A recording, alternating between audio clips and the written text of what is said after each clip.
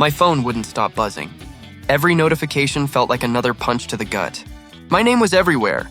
Hashtags, headlines, and hate. Elena, I shouted from the living room. Tell me you've seen this. She rushed in, holding her phone. Ethan, I'm already working on it. Don't panic, don't panic. I turned the screen toward her. That's me, or at least it looks like me. You think people care if it's fake? She pressed her hand to her forehead. I told the media you're denying it. We just need time to prove it's edited. Time? I laughed bitterly. The internet moves faster than truth. By tomorrow, I'll be the punchline of every talk show. Elena, breathe, she said softly. We'll fix it. Her voice trembled. That's when I noticed she wasn't looking at me. She was staring at the floor, avoiding my eyes. Elena, I said quietly, do you believe me? She hesitated just for a second. Of course I do. That pause sliced deeper than any headline. My phone buzzed again. Another call, another missed opportunity to defend myself. I grabbed it, but she stopped me. Don't say anything publicly, she warned. It'll make it worse. Worse than this? I gestured at the chaos on screen. They're calling me a fraud, a liar, a cheat. You think silence will help? She bit her lip. We'll draft a statement. Let me talk to Adrian first. Adrian? I snapped. Why him? He's the acting spokesperson until this blows over, she said. Acting? My voice rose. Since when did I step down? She froze. It's temporary. Just until I'm destroyed enough to replace, right? I cut her off, her eyes filled with tears. Don't do this, Ethan. We're on the same side. Are we? I asked. Because right now it feels like I'm standing alone in my own house while the world burns my name.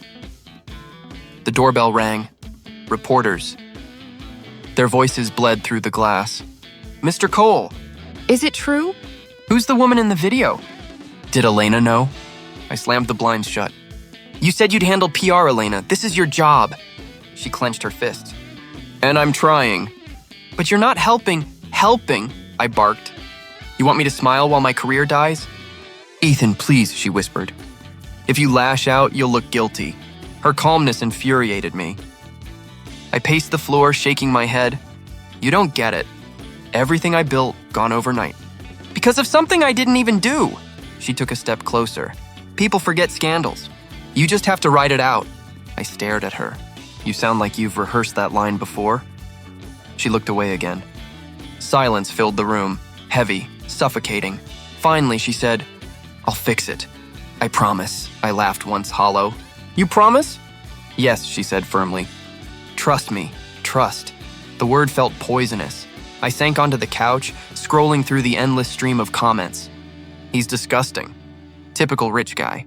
Look at his face when I'm guilty. It was strange. Watching strangers rewrite my life in real time. Elena, I murmured, people believe lies faster than the truth, especially when it entertains them. She turned toward the window, wiping her eyes. Then we'll make the truth louder. I wanted to believe her. I really did, but my gut twisted. Something about her tone. It wasn't comfort. It was fear. As she walked out to take another call, I stared at my reflection in the black screen of my phone. I didn't recognize the man looking back. Then a new message flashed. Adrian Wells. Don't worry. I'll handle this. I read it twice. My best friend. My business partner.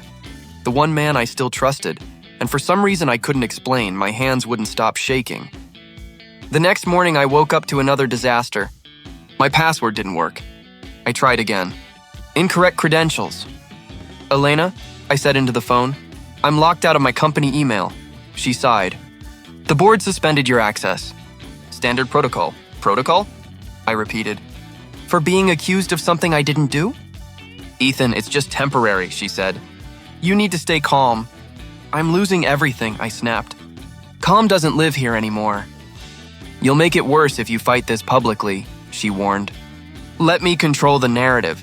Her voice was smooth, careful, too careful. Control the narrative, I echoed. You sound like a headline. Elena, please, she said. Trust me. That's getting harder every hour, I muttered. She hung up before I could say more. I stared at the ceiling, surrounded by silence and the faint hum of my phone. Notifications lit up again. More hate, more lies. You don't realize how small your voice is until no one wants to hear it, I whispered to myself. By noon, every channel had my face plastered across it. Tech genius turned fraud. Cheating CEO exposed. I wanted to scream, but even my voice felt stolen. My phone rang again. An unknown number. Mr. Cole? A voice asked, "Who's this?" "Marcus Hale, I'm a journalist." "Not one of the vultures, I promise." I almost laughed. "You'll forgive me if I don't believe that." "I have reason to think that video was doctored," he said quickly. "You're being framed." I sat up. "You can prove it?" "Yes, I found discrepancies in the metadata, but before I could forward the file, it vanished." My cloud storage wiped clean. I froze. "You mean someone deleted your evidence?" He hesitated. "Not just that file. Everything connected to it." A chill ran down my spine. "So someone's watching you?" "Someone's protecting themselves," he said. "And they're powerful." The line cracked, then went dead. "Marcus?" I called. Nothing. I checked the screen. Call ended. For a moment, I just sat there, the room spinning. Whoever was behind this didn't just want to ruin me. They wanted to erase any way back. The phone rang again. My mother's name flashed across the screen. "Mom?" I said quietly. Her tone was cold. "You've embarrassed us." "Mom, it's not true." "Doesn't matter," she said. "People believe what they see. Your father won't leave the house." I bit my lip. "You think I'd do that to Elena?" "I think you've disappointed us enough," she said, and hung up. The silence that followed hurt more than the comments. Online, I dropped the phone on the bed and stared at the wall. Adrian still hadn't called. "Elena says stay low," I murmured to myself. But staying low feels like drowning. Somewhere outside, reporters shouted my name again. Cameras flashed through the curtains. I didn't move, didn't speak. Just listened to the sound of my own world collapsing, pixel by pixel. My phone buzzed after 4 days of silence. Adrian's name flashed on the screen.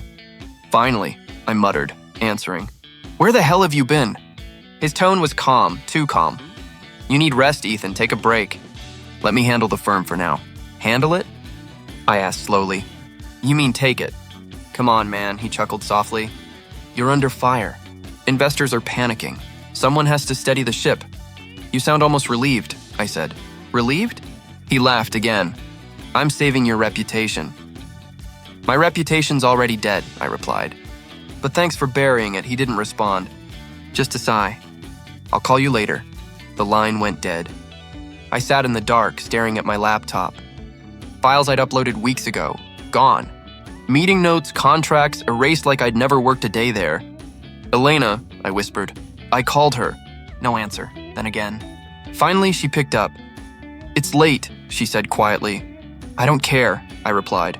"Did you know Adrian's taking over the firm?" She paused. "He's managing things until this blows over. So you did know." "Ethan, please." "Don't start. Don't start." My voice broke. "He's erasing me, Elena. Files are disappearing." "You're paranoid," she snapped. "You're blaming me for everything because you can't handle the pressure." "That's not true," I said. "I'm just trying to understand why everyone around me is suddenly so calm about my life falling apart." She laughed bitterly. "Because yelling won't fix it. You're spiraling, Ethan." "I'm watching people I trusted pull the floor out from under me. I think I have the right to spiral." She hesitated. Then her voice softened. "I'm doing my best. You think I enjoy this? My career's on the line too." "Then why do you sound like you're managing a press event instead of a relationship?" I asked. Her silence cut deeper than any word. "Elena, tell me the truth," I said quietly. "Are you hiding something from me?" She exhaled shakily. "I can't do this right now. Elena, I need space," she said, voice trembling. "You're suffocating me." "Space?" I repeated. "After everything we built?" She hung up. The echo of the disconnect tone filled the room. I stared at the phone, hand shaking. I wanted to throw it, but instead I just whispered, "Betrayal doesn't always start with lies. Sometimes it starts with silence." Morning came like punishment. My notifications exploded again. A new press release. My name bolded at the top. Ethan Cole announces temporary resignation due to ongoing investigation.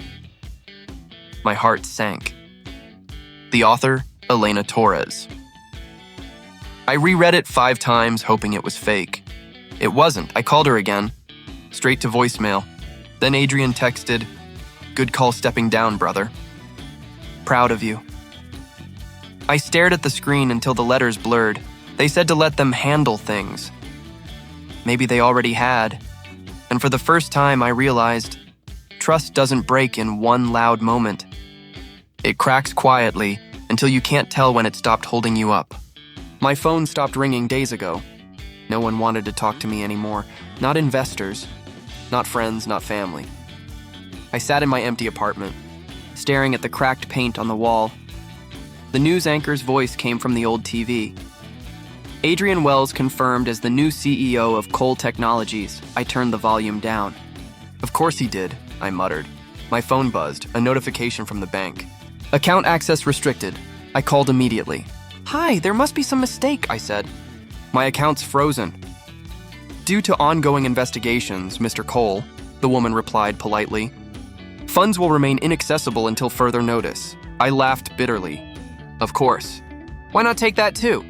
She hesitated. I'm sorry, sir. Yeah, I said. Me too. I tossed the phone aside and stared at the ceiling. Every sound, footsteps outside, a car door, a knock, made me flinch. It was like the world was waiting to take what little I had left. Around midnight, my laptop chimed. An unread email. The sender, unknown. Subject, you're not crazy. I hesitated, then clicked it open. You're not crazy. She did it. There was an attachment. My hands shook as I opened the file, the chat log. Names blurred, but I knew the tone, the words. The rhythm, Elena. He's breaking faster than expected, Adrian. Good. Once the story settles, we'll push the resignation officially. Elena. He won't suspect. He still thinks I'm fixing it. I froze. My throat tightened. I scrolled down, but the rest was gone. Cut off mid-sentence. Someone didn't want me to see more. I stared at the screen until my reflection blurred in the glass. For the first time, I didn't feel anger. Just silence. There's a kind of peace in losing everything, I whispered. When you have nothing left to protect, fear stops mattering. My phone buzzed again. Unknown number. I answered anyway. Ethan? A male voice said. Who is this? Ryan Blake. I used to work under you. I frowned. Ryan from the software division? Yeah, he said quickly. Listen, I shouldn't be calling, but I saw something before I left. That video, it wasn't real. I think someone used deep fake tech. The timestamps were off, my heart pounded. Can you prove it? Not yet, he whispered. But I can try. You didn't deserve this. Why help me? I asked. He hesitated. Because I know what it's like to watch liars win. The line went silent for a moment. Then he said, Be careful who you talk to. They're still watching. Who's they? I asked. He hung up. I stared at the black screen again, the reflection of my tired face staring back. Maybe the dead don't speak, but the truth does. Quietly, patiently, and for the first time in weeks, I felt something close to purpose. Ryan showed up just past midnight, hood pulled low, eyes darting like he expected ghosts to follow him. You came alone? I asked quietly. He nodded, clutching a small flash drive. Yeah, I had to. You can't trust anyone anymore. I figured that out the hard way, I said. Sit down. He hesitated, then took the chair across from me. The silence stretched. My small apartment smelled like burnt coffee and stale air. Ryan's voice cracked. I didn't want to do it, Ethan, I swear. Do what? I asked, though I already knew. He swallowed hard. Adrian paid me. To edit the video, I stared at him. Say that again. He said it was just to protect the company's image. His hands trembled. He said your reputation had to take the fall before the deal went public. Protect the company, I repeated slowly. By destroying me. He nodded, shame written all over his face. And Elena? I asked. Ryan hesitated. She knew. My chest tightened. You're sure? She was there when we exported the final version. She said, make it look real but not perfect. Real people make mistakes. The words hit like a punch to the gut. I leaned back, forcing myself to breathe evenly. How much did they pay you? $200,000, he said quietly. I thought it was temporary. I thought they'd clear your name once the deal was safe. I almost laughed. You thought wrong. Ryan looked up at me, guilt swimming in his eyes. I'm sorry, Ethan. I didn't think it would go this far. It always goes this far, I said softly. When money and fear mix, there's no going back. He placed the flash drive on the table. This is all I have, like chat logs, invoices, copies of the edits. It's not everything, but it's proof. I looked at the drive, then at him. Why tell me now? Because Adrian's cutting ties, he said bitterly. He wired the last payment, then told me to disappear. He thinks I'm too scared to talk, are you? He gave a hollow laugh. Maybe, but I can't live with this anymore. I reached for my phone, turned on the recorder. Say it again, I said quietly. He froze. You're recording me? Say it, I repeated. Ryan stared at the screen, then at me. His shoulders dropped. Adrian Wells ordered the fake video. Elena Torres approved it. I helped make it look real. My thumb stopped the recording. I saved it under one word. Truth, Ryan stood. What are you going to do now? I looked up at him. I don't know yet. But I won't stay buried, he nodded slowly. Be careful, Ethan. They won't go down quietly.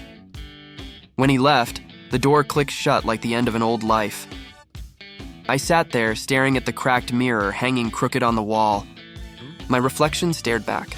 Tired eyes, hollow cheeks, lips pressed into something that wasn't quite a smile.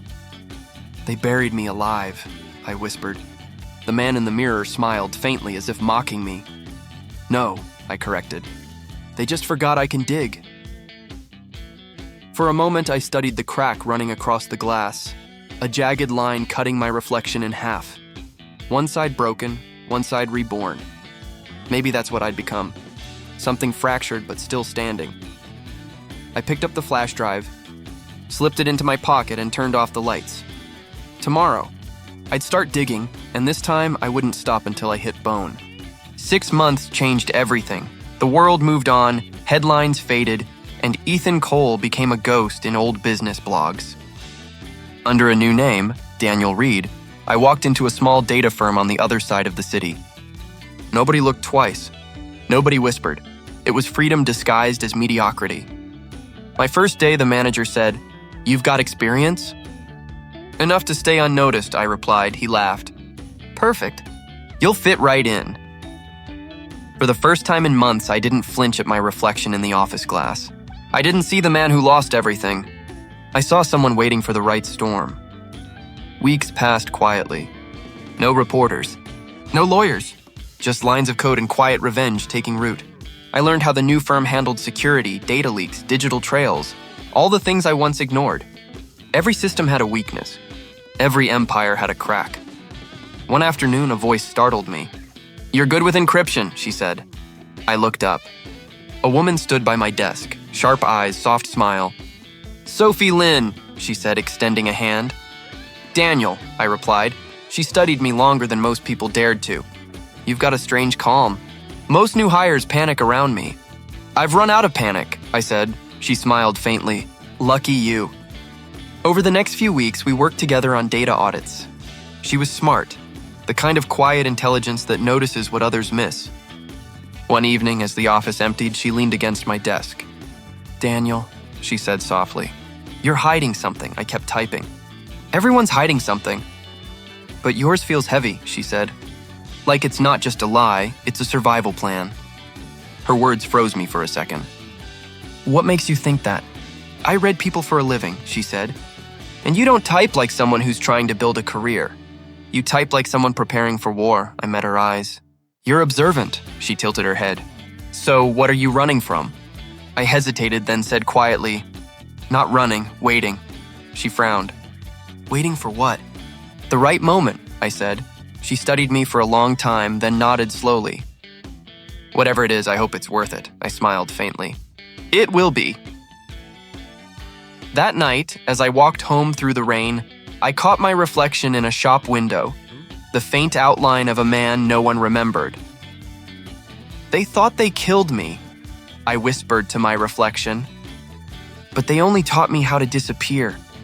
The city lights flickered across the puddles, warping my image.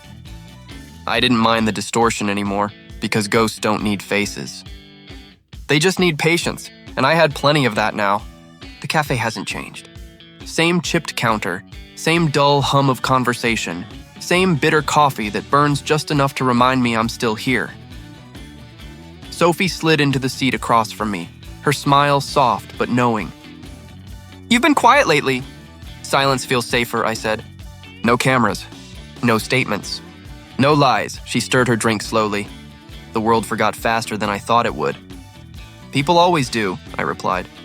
"Scandals fade when there's a new one to feed on." Her eyes studied me. "And you? Did you fade too?" I let out a small laugh. "Maybe I just learned how to disappear without dying." "Sounds poetic," she teased. "Tragic poetry sells," I said.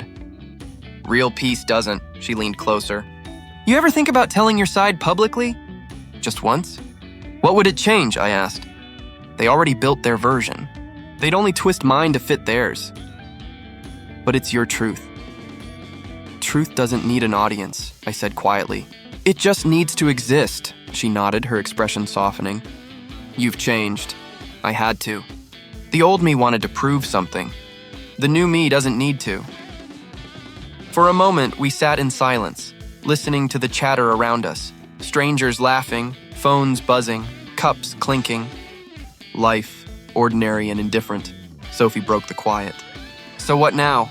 I smiled faintly, staring out the window at the gray morning light. "Now I live, just like that." She asked, smiling. "Just like that," I said.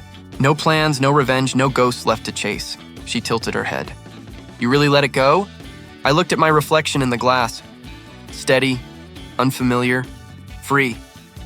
Maybe letting go isn't about forgiveness.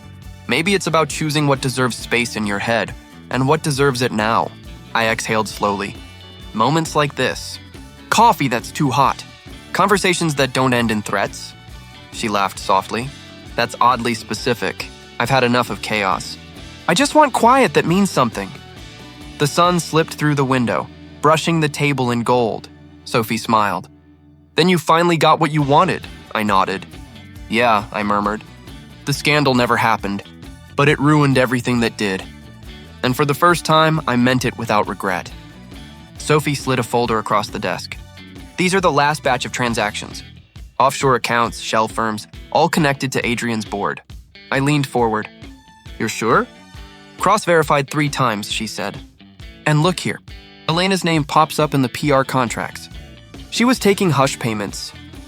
I stared at the numbers, the quiet confession buried in digits. "So that's how they buried me." "Money and silence." Sophie looked at me carefully. "You really want to do this?" "This isn't revenge," I said. "It's balance," she smiled faintly. "You keep telling yourself that." I opened my laptop, fingers steady. "Revenge is easy. Justice requires patience." For weeks, we built the plan, or anonymous servers, encrypted channels, dead drops. I made sure every trace led nowhere.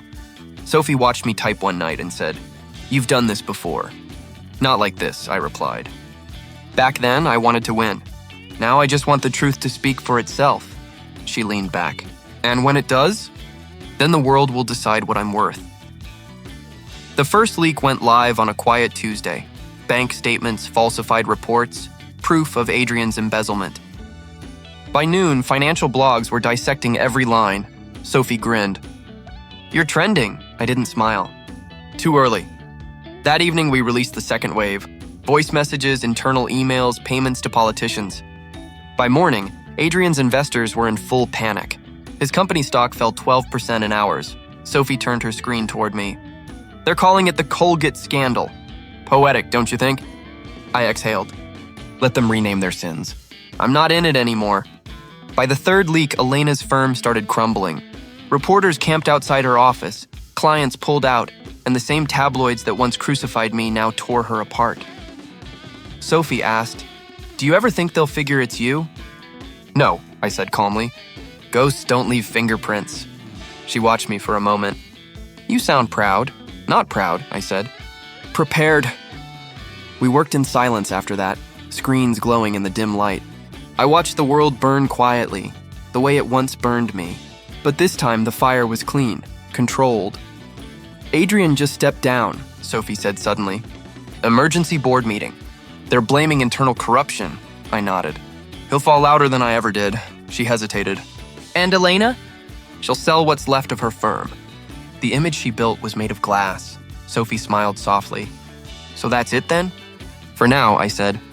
Balance restored. The office was silent except for the hum of the servers. I closed my laptop, staring at the blank screen. They never knew what patience could do, I whispered. Sophie tilted her head. And what will you do now? I smiled faintly. Wait. Again. Because in silence, power grows, and I was just getting started. The news hit like thunder. Adrian Hale, arrested for corporate fraud, money laundering, obstruction. His perfect empire finally cracked. I watched the footage on my laptop, his face pale under camera flashes. Sophie leaned over my shoulder. You did it, she said quietly. I shook my head. No, he did it to himself, she frowned. You planted the truth. Truth doesn't need planting, I said. It just needs air. On the next screen, Marcus Hale's article climbed the trending lists. The scandal that never happened. His voice echoed through every headline. My words under his name. Sophie read the quote aloud. Fabricated evidence, corporate manipulation, public deception. That's yours, isn't it? I smiled faintly. Every line. You could have taken credit. I didn't want credit. Just balance, she crossed her arms. And now that you've got it? I hesitated. I thought I'd feel something. Vindicated? Alive, her eyes softened. So are you happy now? I looked at the screen. Adrian's arrest, Elena's silence, Marcus shaking hands with news anchors, smiling like a man who'd saved the world. No, I said finally. But I'm free. Sophie sat beside me. You could start over? Real name this time. Maybe. I leaned back, watching the chaos play out online. It's strange. The world loves destruction, but they never ask who lit the match. You sound like you regret it. Regret? I whispered. No, reflection. She studied me. You don't forgive easily. I don't forget either. We sat in silence, the glow of the screen painting our faces in blue light. The world outside was celebrating justice. Inside, it felt more like aftermath. I broke the quiet. Revenge doesn't heal. It only replaces pain with silence. Sophie reached out, her hand brushing mine. Then maybe silence is what you needed. Maybe, I said. Or maybe it's just what's left. The city outside roared with sirens, victory, headlines. I closed the laptop, shutting it all out. For the first time in a long time, there was no noise. Just me, my breath, and the weight of what was gone. Freedom, I realized, doesn't come with applause. It comes with emptiness, and sometimes that's enough. A knock shattered the quiet. I wasn't expecting anyone. When I opened the door, Elena stood there, pale, trembling, mascara bleeding down her cheeks. They're ruining me, she whispered. Please help me, Ethan. For a moment, I just stared. The woman who once watched me burn now looked like smoke herself. You shouldn't be here, I said. She stepped inside without asking. Everything's falling apart. The media, the clients, and they think I was behind everything. Adrian's disappeared. They're blaming me. Maybe because you were, I said evenly. She shook her head, voice cracking.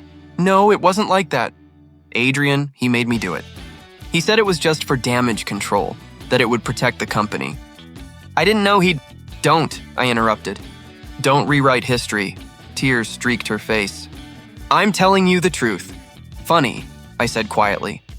That word sounds different when it comes from you. She looked around my small apartment, the bare walls, the cheap furniture. You don't belong here, she murmured.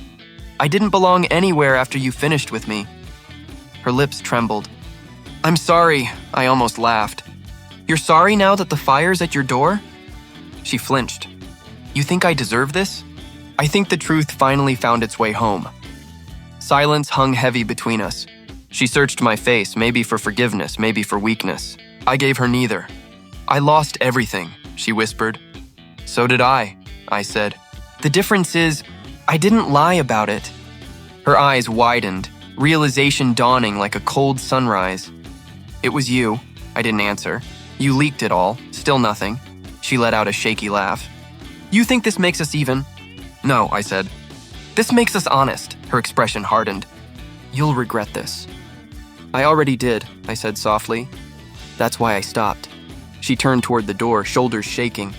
For a moment, I thought she'd say something. A plea, a curse, maybe a goodbye. But she just left, closing the door behind her without a sound. I stood there staring at the crack of light under the door. Funny how the guilty always claim they were victims.